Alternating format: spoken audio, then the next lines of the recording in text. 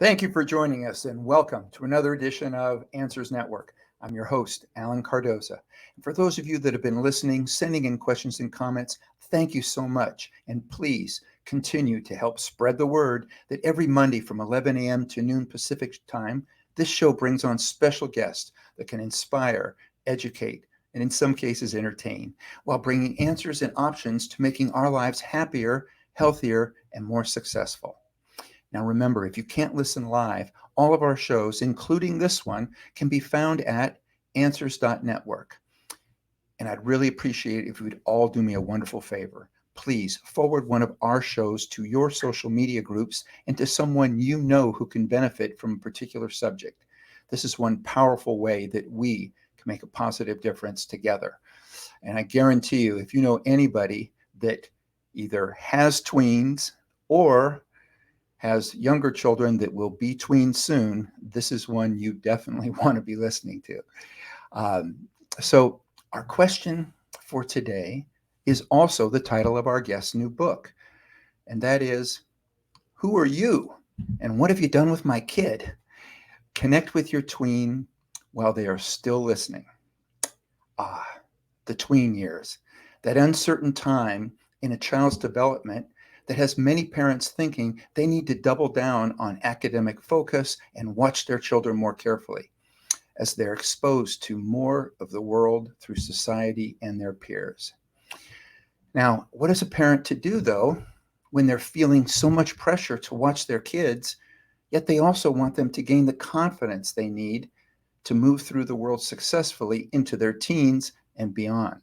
Well, enter our guest, Dr. Amanda Craig, a family therapist who has seen and experienced much of this in her practice and has legitimately written the book on it. Now, in her 20 plus years as a family therapist, Dr. Craig has worked in a variety of settings, including research departments, juvenile correction facilities, high schools, Fortune 500 companies, substance abuse programs, and college classrooms.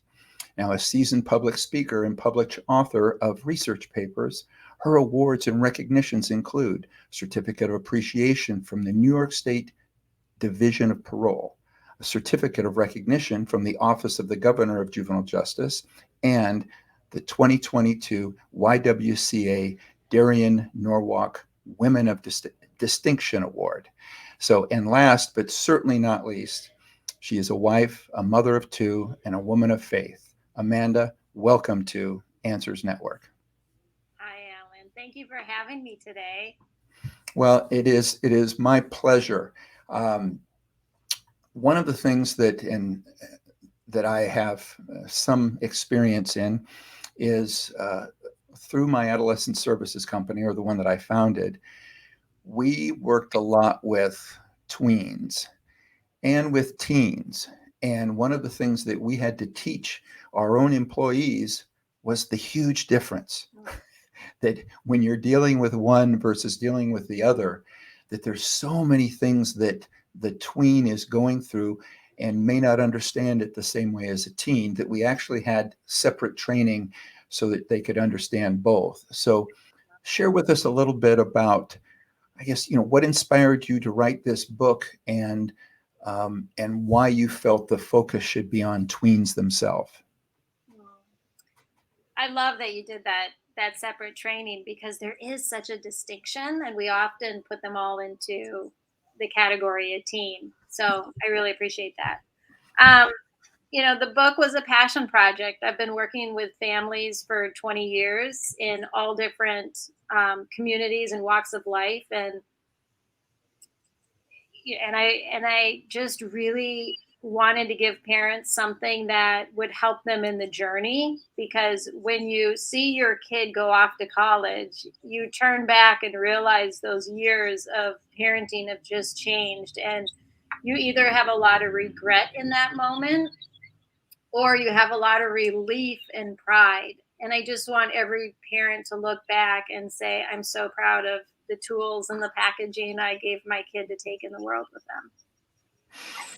I was just telling a story this weekend, and I don't even remember how I got on the subject, but it was with a group of people, and we were talking about having old videotapes of our children and transferring them over onto DVD or streaming it and so on. And somehow I started talking about a videotape that I had of my son when he was about 4 years old.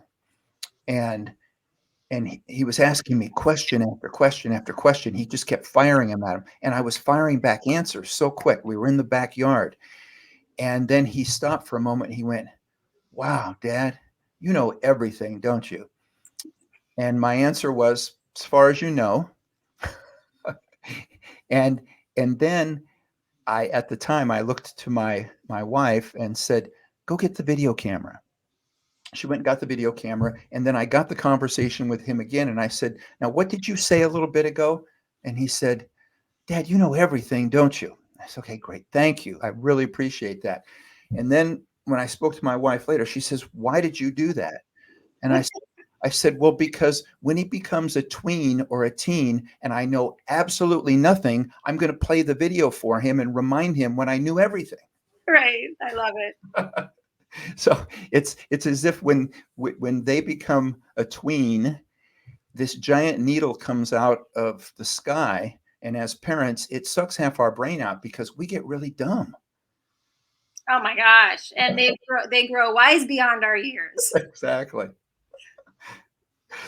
So now, one of the things that I liked as I was not only reading your book but looking into some of your speeches, that you've written and spoken that there's a neurological explosion taking place right before us as tweens experience their four significant changes that shake them and sometimes us as parents to the core. Can you share these four changes and the science behind? What is the science behind this explosion? Oh my gosh. So, and this is kind of why I honed into the tweens for this book. As I was doing my research, it became so clear that tweens, this 9 to 12-year-old period, is where our brain starts to change. In fact, it Mhm. goes through this huge neurosprouting, and all these new pathways start to develop by the second. And I mean, they are going through thousands and millions of changes and growth. And they haven't gone through this much growth and development in their brain since they were very, very young.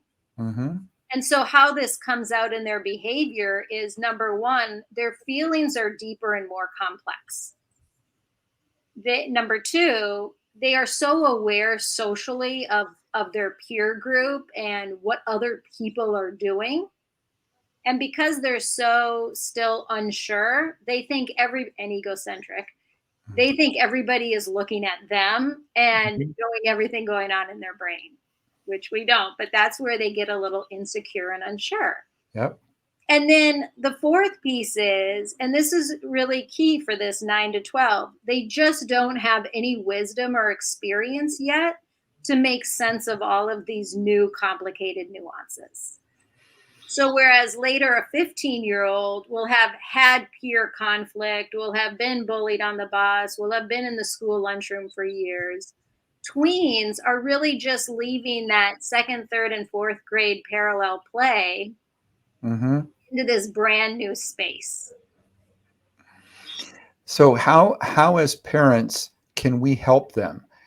In other words, how can we help them kind of work through these emotions that are brand new that they don't recognize without them feeling like we are trying to control them or do things that then make them want to rebel? Oh, for sure. So, one of the key to this stage, and whenever someone says, "What should I do about my tween?" I said, "Start with the tween." Right? Because the tween, we still have a seat at the table. They're Yeah. still interested in spending time with us. They're open to our feedback. They're open because they're so unsure. You remember when our kids are toddlers and, Mhm. we walk into the room and they're hanging onto our leg. But by the time we send them to kindergarten, they wave with a big smile and off they go. Yep. We're kind of in that same space again. We're tweens, they're still kind of hanging on to our leg to make sure, like, this makes sense, this is safe. So in my book, I talk about the four pillars of emotional connection. And that's the key to building a foundation that'll keep us connected in the teen years. And let's talk about what society has done to shift or shape things differently now, because I can look at it. I've got a few semesters on you, so I can look back and go, okay, we didn't have the influence from the internet. We didn't have all of this. The influence we had was pretty much what we saw on about 4 channels on television, the radio, or our neighborhood that was within the distance that we could ride our bike to. Right. Yep. Yes. And so they have social media, and I really break that down into influencers, Mm-hmm. right? Because influences and that lifestyle expose them to instant gratification, big living, right? Risk taking. TikTok, 30-second videos, one after another, which stimulates the brain and kind of that addictive quality. Yeah. We have YouTube, which are longer videos, and there's no, back in the day, if it was PG-13, if it was an R movie, we couldn't get in. Right. Whereas now they can be exposed to R, and nobody can screen all of that. Even parents, it's really hard to screen every minute that they're on social media. And then when you get into like the video games, it's so sophisticated. It looks real. It sounds real. I mean, there's such a high quality to that it becomes very lifelike. And then you have the online communicating with people all over the world that you've never met, and you really don't know who you're communicating with. Right. They might claim to be a 10-year-old boy, but they could be any number of things, and we just don't know. And again, they don't have the wisdom to really tease out, is this a 10-year-old boy? Yeah, and again, in my main profession as an international detective, those Okay. are the things that are so scary, is understanding that. But at the same time, and I've spoken on this to various groups, and I try to explain to the parents, and I go, I'm not up here saying that the internet is bad, and I'm not saying your kids shouldn't be allowed to use the computer. I am saying that you need to supervise it more. And on the one hand, there's incredible and vast amounts of knowledge that they can get from this. This is great. And like you said about talking to somebody from another part of the world, that's great. I mean, in my day, it was an exchange student. You learned about the other part of the world either from a textbook, or if an exchange student was in your school, you thought that was the coolest thing and you wanted to learn from them what it was like in their country. So, yes, if they can talk to these people, but like you said, know that they're talking to them and not somebody that is more of a predator or is not looking out for their best interests. I love that. And I do talk to parents a lot about it. It's not about the internet or screens. I always say screens being the enemy, because it's here to stay. Hmm. So how do we sit and do it together? Yeah. Right? Sometimes my son will watch TikTok and I'm sitting next to him scrolling Facebook, and we share things. Sometimes he text messages me TikToks. I want to be involved in what he's doing in that world. And then we have limits of how much time and effort. And then the other thing is, sometimes I want my kids off the screens so we can hang in other ways as a family. And that's one of the things you talk about in the book, which I love. And so, share some of the ways in which parents can strengthen those family dynamics, so that you already have that kind of relationship to where they are going to listen more when you say, okay, we're now not going to do this, we're going to now go do that. And if you've set that pattern ahead of time, so share just, I mean, some of the things, and I love some of the things you touch about in the book, where the parents can strengthen their dynamics to a point in which they aren't being questioned or kind of had eye rolls or something every time they want to Right. do something. Well, you might still get the eye rolls. You might still get them. What you're talking about in the book is the third pillar, which is I am here for you. Yes. And this is that idea of, together, how do we create family time? And I distinguish, it's not about I'm going to entertain you. It's about how do we bond as a family. And so one piece of this is play and fun. we are losing this concept of play and fun after Mhm. 5. But if we can like laugh and have inside jokes and find things we just pure joy, that is going to bond us. It's going to make memories. And in the same spirit of memories, what are our rituals? What is unique to us as a family, us as a mother daughter, us as a daddy daughter? How do we engage in tradition so that there's some kind of inside story that is unique and valuable to us as a family? We have a question coming in, and I think that this sort of touches on this area a little bit. And again, I want to take this time to thank those that take the time to send in questions. Sometimes we get them in ahead of time, sometimes it's during the show. But this one reads, I remember vividly my tween years. They were challenging, yet such fun as we could still be goofy like kids without much judgment.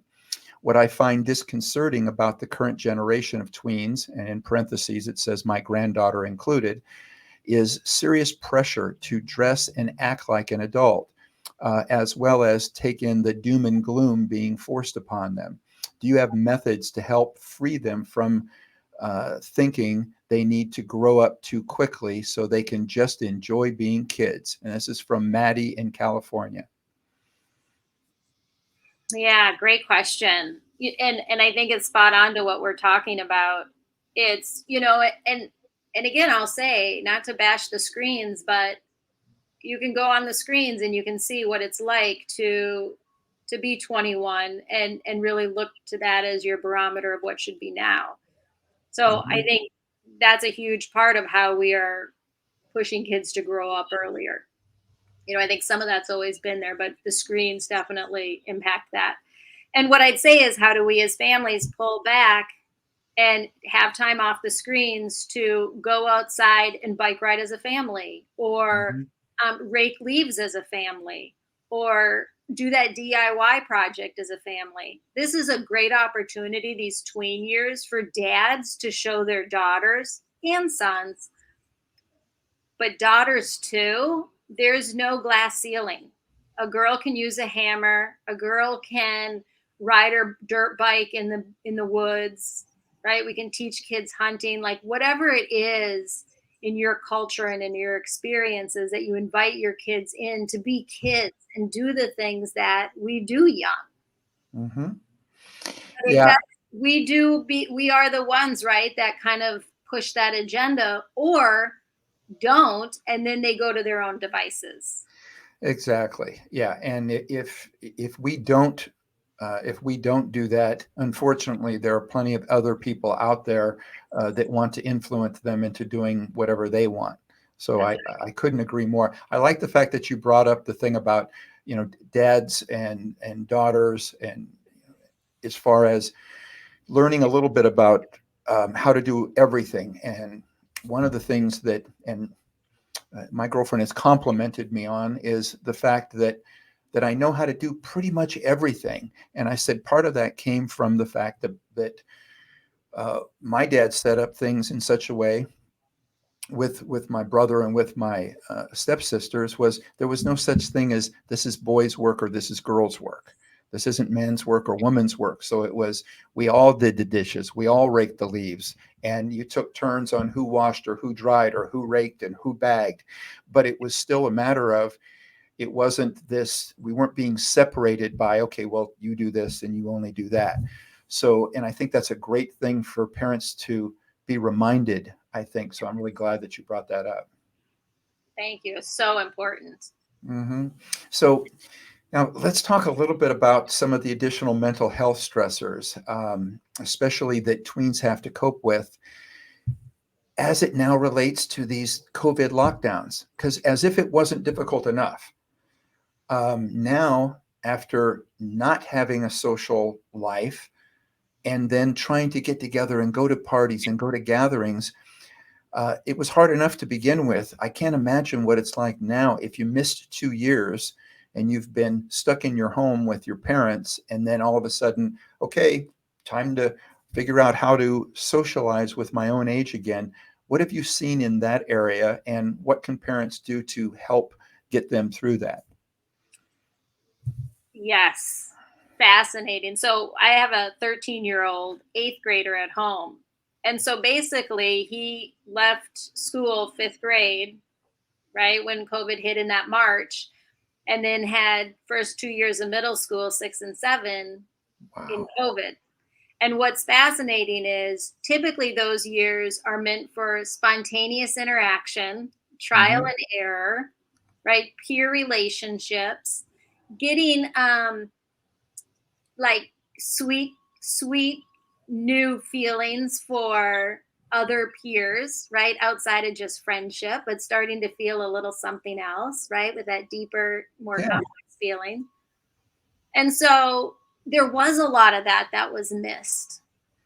And so now that, this feels like the first year back from COVID, post COVID, and what I'm finding is some of us are trying to make up for lost time. So we're Hmm. moving super fast. The world is kind of saying, okay, COVID's over, get back to work, get back to the office, get back to school, um, get to college. And so we're pushing this like fast paced agenda. And so, what I would say to parents and educators is one of the benefits of COVID was slow down, Hmm. right? There was a pace of life that is actually better for our mental health than the pace that's super fast. And so, for parents and educators to just slow down and let there be downtime, let there be boredom, let there be play, is going to be really important for our kids. All Also, right. I'll say to check in with them about their mental health. How are you doing? How is this going for you? What's working? What feels hard? Yeah. We're talking with Amanda Craig, and we're talking about her book, Who Are You? And What Have You Done with My Kid? So connect with your tween while they're still listening to you. We're going to take a break. We'll be right back. You're listening to or watching Answers Network. Founded over 30 years ago to meet the needs of families in crisis, West Shield has continually focused on resolving issues that negatively impact families and businesses.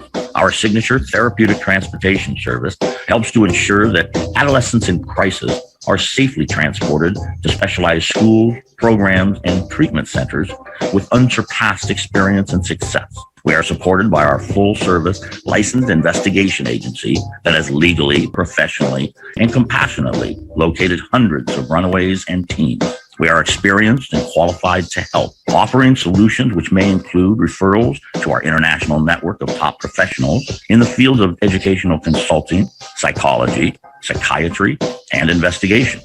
Simply put, West Shield Adolescent Services and West Shield Investigations are the best solutions when your family is facing a personal crisis. Call 1-800-899-8585, 24 hours a day, 7 days a week.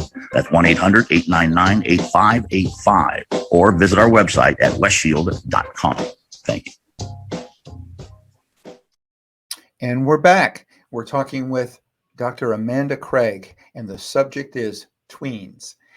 Now, Amanda, when we went to break, you were talking a little bit about communication, and I think it's the most important thing. And one of the things, and I spoke in Washington D.C. one time in regards to talking to a bunch of educational consultants, and one of the things that I brought up, they said, "Well, what's the one thing?" I said, "The one thing is communication." Um, and they were asking a variety of things, and I said, "Well, absentee fathers." I said, "An absentee father, either physically or mentally, is going to take away from what these kids are going through, and especially in these tween years." So let's talk a little bit about how valuable undivided attention is in the midst of all the different daily distractions, and especially for tweens. Absolutely. And so you just covered kind of the first two pillars, and what I would argue are the most important. And the first one in my book is I see you. And that is Mhm. purely making time. It is so important. Eye contact, put down the phone, hang, Go in their room rather than yelling from the other room. Really making space for them. It lets them know they matter and they're important and what they say is important. And then the second pillar is I am here for you. I'm sorry, the second pillar is I want to know you. And Mhm. that's that conversation, that's communication. And it's not just as we're rushing telling our kid the answer or fixing their problem, but it's making space for them to talk out their problem or talk out their day, even the silly stories that are just sound like nonsense to us that they just get such a kick out of. Sometimes it's helping them understand their emotions better and helping them put words to that feeling they're having. But all of that, when I go back to the brain from earlier, when we let our kids think through a story or think through a problem, hear themselves talk about it out loud, brainstorm their different ideas, share with us what the other kids would do in that situation, we are strengthening their brain muscles to be problem solvers, to be confident Mhm. in their storytelling. Yeah, I could not agree more. And as I was smiling, uh, some of the thoughts that came to mind. One was when you said know them, get to know them, and my first thought was, so your job isn't to mold them; it's to Yes. get to know them. And I love the way that you put that.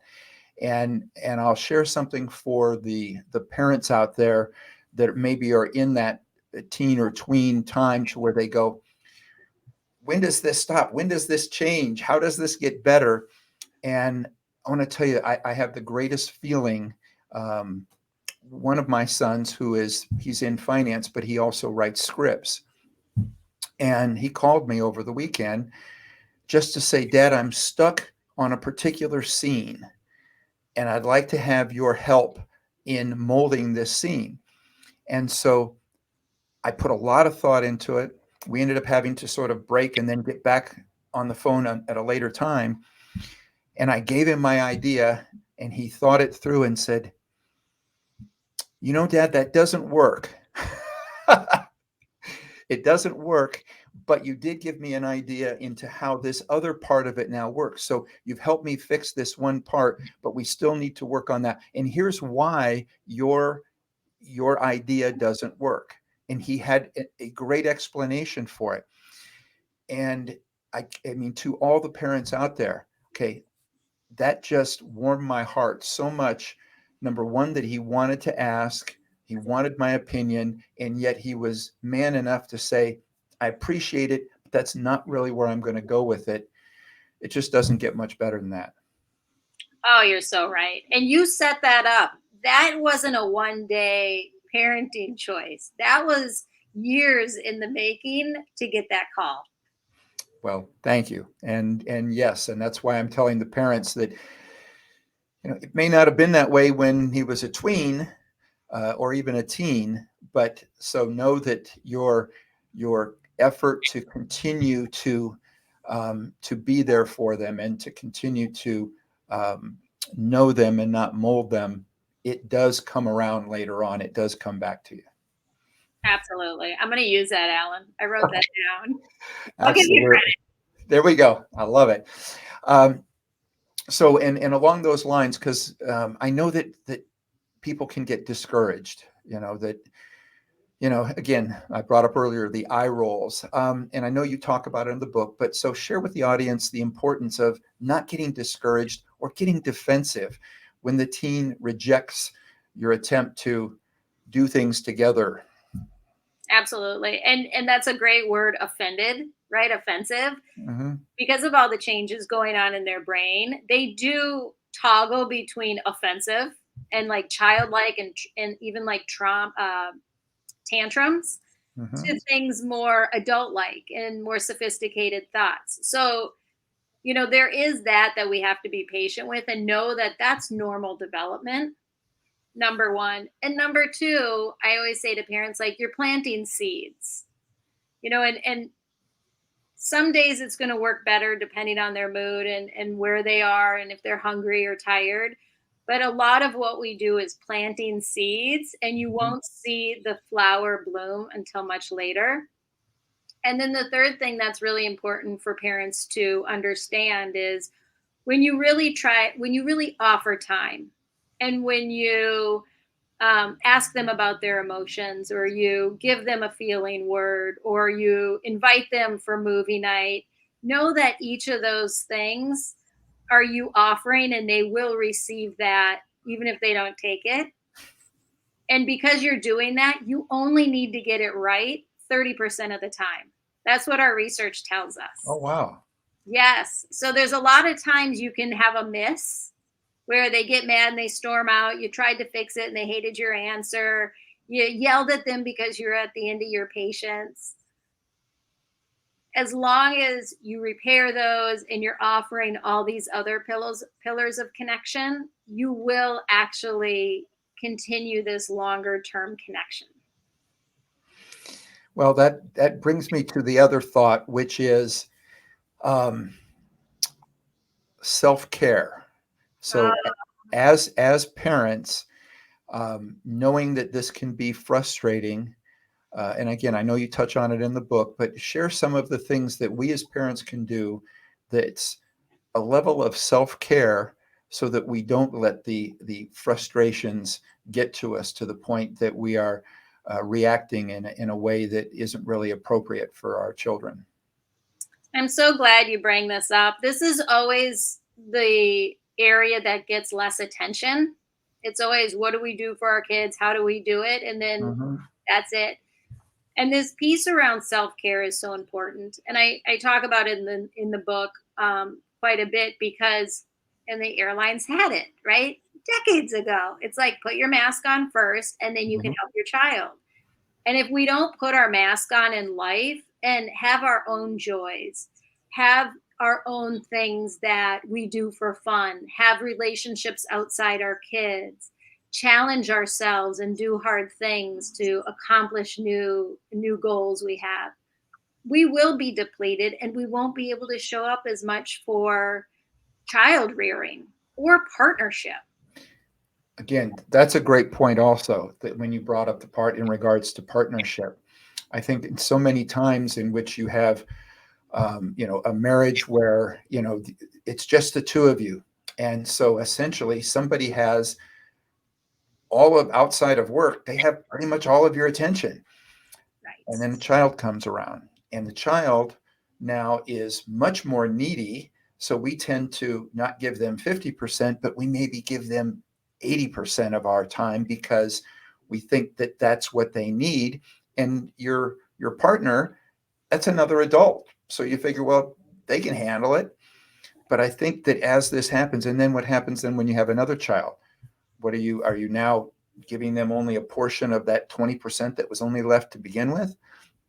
So let's talk about that part as well, about if you make sure that you're taking care of your partner, thinking about it, and I think you mentioned in there, you're not only taking care of your partner, taking care of yourself, but it's also what you're modeling for your children as well. I love that. I mean, not only are we better parents when we're connected with our partner, or even divorced parents co-parenting well, Hmm.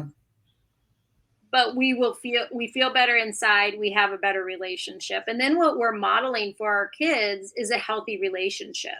So when they start to get those sparks and those little giddy feelings, they're going to gravitate towards things that are familiar, which are going to be friendship they see in their parents, or laugh and play and fun that they see in their parents. And so we really want to nurture and take time for our marriage as well. And when we say the best thing we could say to our kids is, not tonight, I have a date. Daddy and I have a date. Yes, because now we're showing them how important that is. Yeah, That's I right. love it.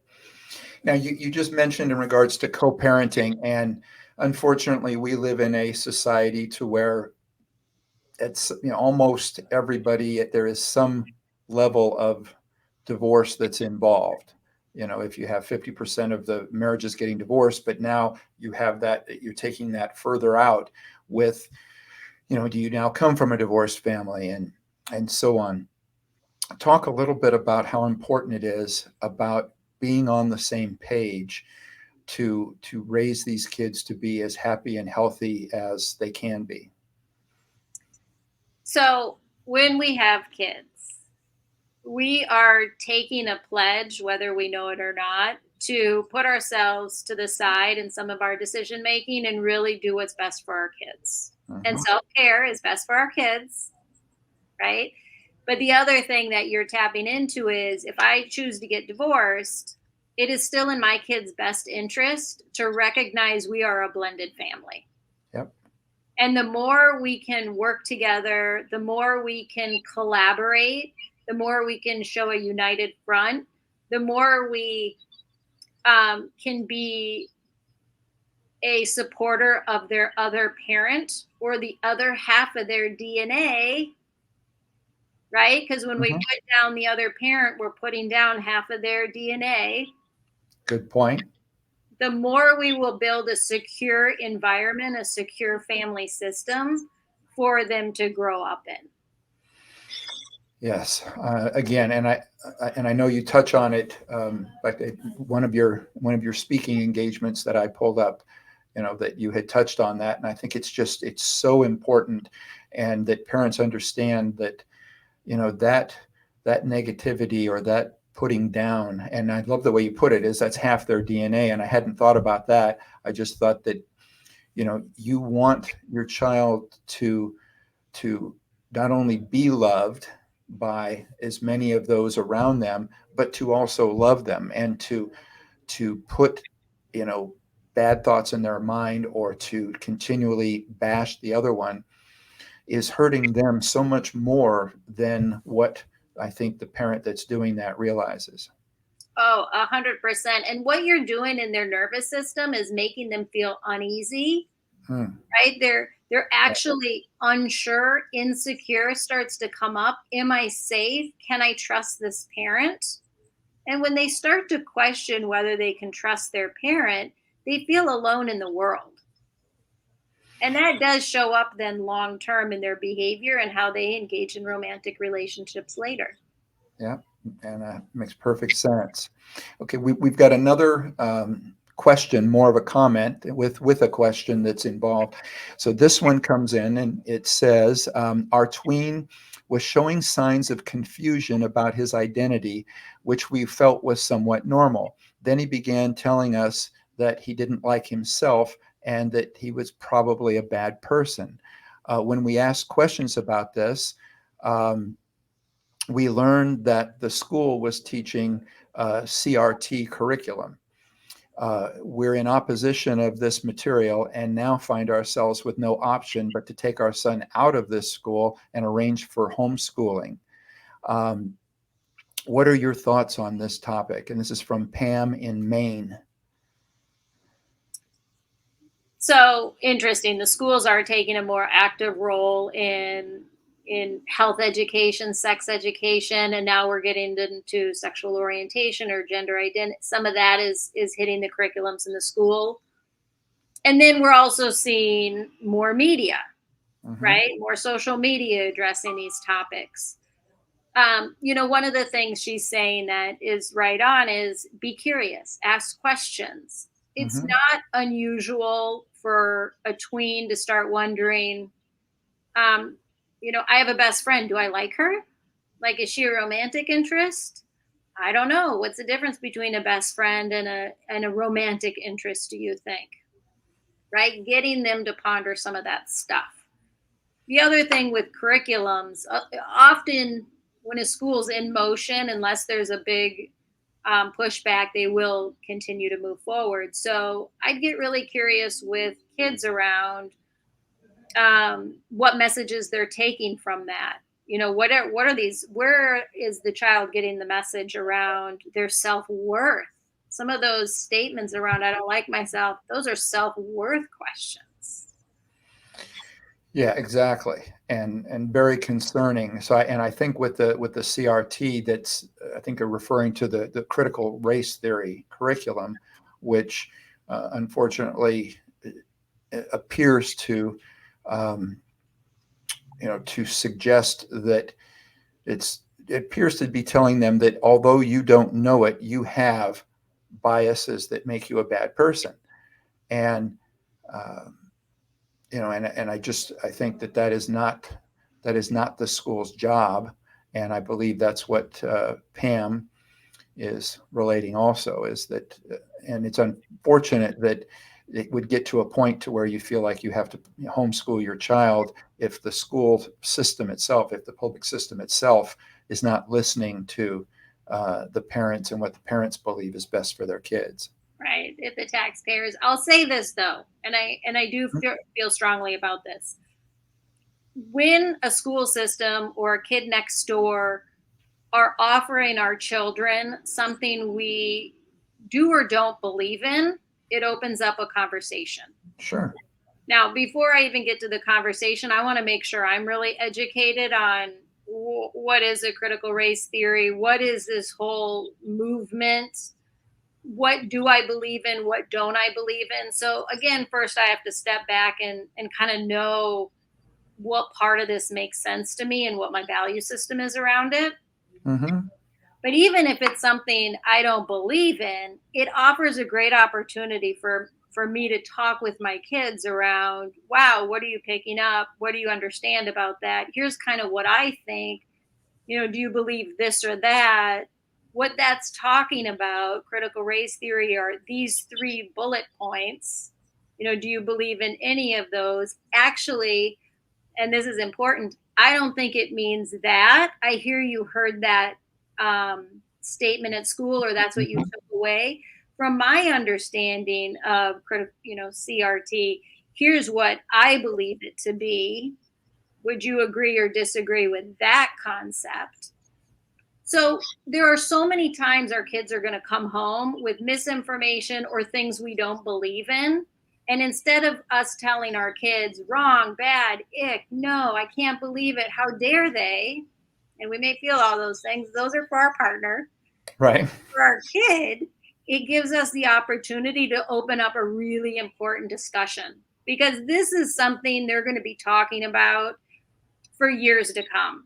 And we just had a conversation on one of my mom's group where the moms were all posting questions on college applications around DEI. Mm-hmm. And all colleges, just about all the colleges on this listserv, right, was coming in with, how have you been exposed to inclusivity? What projects have you been involved with that have diversity components? So whether you believe in the critical race theory or not, more importantly is be educated, educate our kids so that as they move through, they know how to move in circles different from theirs. Yeah, and I like that. And I also like the fact that the questions that you were using are ones that don't have a yes or a no answer. And I don't know if everybody else was picking up on that, but I wanted to draw a highlight on that. So if you're asking your child, what do you think about this? Then that gets an answer that's not yes or no, as opposed to, do you agree with that? They can say yes or no. But if you ask, what do you think about it? And that was something that I also did. And it would, instead of saying, did you have a good day? And it was, what was the most interesting thing that happened today? Or the next day it might be, what was the most exciting thing? What was the strangest thing you saw today? But something to get them to think outside of yes, no, or I don't want to talk about it. One of the questions we don't ask enough is, what was fun in your day? Yes. And then the other question I love with tweens are this or that. So did your teacher say this, or was she more saying that? Or when you walked up to that group and they stopped talking, did you feel embarrassed or left out? Good point. It helps them start to cultivate language and stories around their experiences. All right. Everybody, this is Dr. Amanda Craig. The book is Who Are You and What Have You Done with My Kid? So connect with your tween while they're still listening. Now, can I assume that the book can be purchased anywhere books are sold, or is it best to go to your website? What's the best way if somebody wants to get in touch with you, or the best way for them to get the book? So the book is at local libraries. It's also in local bookstores, and then also Amazon. Amazon has the hard copy and also an audio version. And you can find my Instagram at Amanda Craig, PhD. There we go. I love it. Amanda, thank you so much for not only coming on the show, but for putting this information out there. This show is called Answers Network, and we focus on bringing people on that we think are making a positive difference in the world. And I'm so glad that you're one of them and that you could join us. Thank you. It was lovely being here. I love what you're doing. All right. Thank you. And for everybody out there, be with us next week, because we're going to be joined by Deborah Corey, and she's going to discuss her new book, See It, Say It, Appreciate It. And also, please visit our archives of past interviews at answers.network, or better yet, just subscribe to the show through Apple Podcast, iHeartRadio, Spotify, SoundCloud, YouTube, Rumble, Spreaker, and so many more. And the next time that you're on Instagram, Facebook, or Twitter, remember, stop by our page, check out some of our latest posts, and if you like them, please like us and spread the word. Now, for everybody out there, be good human beings, and be with us again next week on Answers Network.